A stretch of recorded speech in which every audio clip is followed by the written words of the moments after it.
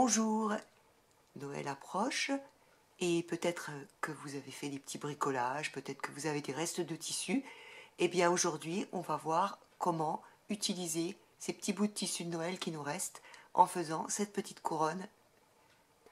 Afin de réaliser notre petite couronne de l'Avent, on va chercher dans nos tissus des petits morceaux différents, dans des teintes qui vont ensemble, qui nous font penser un petit peu à Noël. Ce qui compte, c'est d'avoir quand même au moins 6 ou 7 tissus différents. On n'a pas besoin d'avoir des grands morceaux, puisque, en fait, même si on a juste un petit carré de 12 sur 12 ou 13 sur 13, ça suffit. Donc, qu'importe. Voilà. On va avoir besoin aussi de notre patron. Alors, le patron, le voici. Il s'agit d'un trapèze, 9 cm ici, vous mettez le milieu, vous faites un trait de 9 cm et vous refaites un trait là-haut de 5 cm, 2 cm et demi de chaque côté, et ensuite il vous suffit de rejoindre les côtés. Et on a notre petit patron, voilà, qui va nous servir pour découper nos tissus. On va se servir de notre patron pour tracer tout autour et on va obtenir la forme de notre trapèze et on va en faire dans des tissus différents 24 que l'on va découper. Voilà, j'ai mes 24 petits morceaux et maintenant je vais les disposer par paquet de 12 en couronne.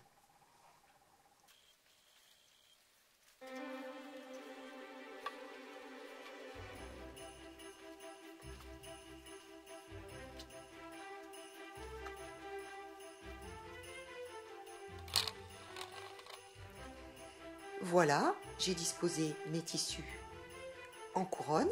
Maintenant, je vais les faire tenir l'un à côté de l'autre avec des épingles et je vais piquer le long ici, etc. de manière à avoir un petit morceau de cercle. Voilà ce que l'on obtient une fois qu'on a fait toutes nos piqûres. On va bien sûr bien aplatir tout ça au fer. On peut mettre toutes les coutures du même côté.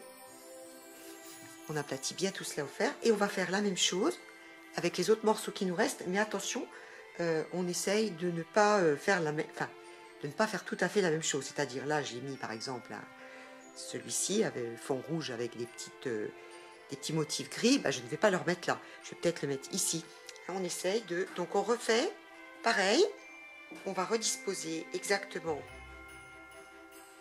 nos motifs, mais de manière à ce qu'ils ne soient pas en correspondance avec ceux qu'on a déjà fait. Et on va les assembler exactement pareil à la machine à coudre. Et on aura donc un autre morceau de cercle.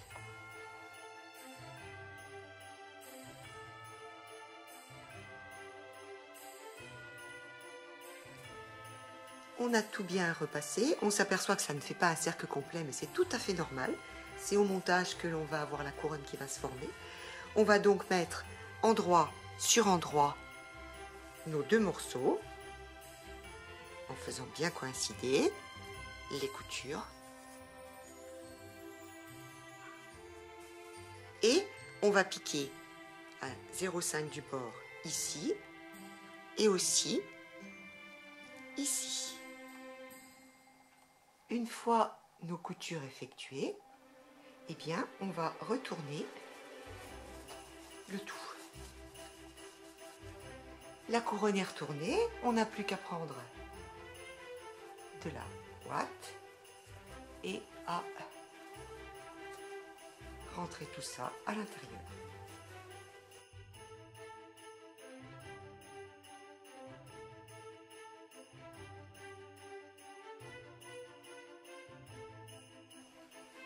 Et bien maintenant on arrive à la partie la moins plaisante de notre petite couronne, c'est-à-dire qu'on va fermer les deux morceaux. Donc on va replier un petit peu, voilà, ici, et on va replier en face d'1,5 cm à peu près, voilà, Et on va, à petits points, fermer délicatement notre couronne. Pour vous aider, n'hésitez pas à placer des petites épingles tout autour en faisant votre petit rentré. Ce sera plus simple. Une fois tous nos morceaux assemblés, voilà ce que l'on obtient. Une petite couronne réversible que l'on peut accrocher telle qu'elle, que l'on peut agrémenter avec des rubans, dans laquelle on peut piquer des breloques si l'on veut. On peut aussi décider de la décorer autrement. C'est ce que je vais faire.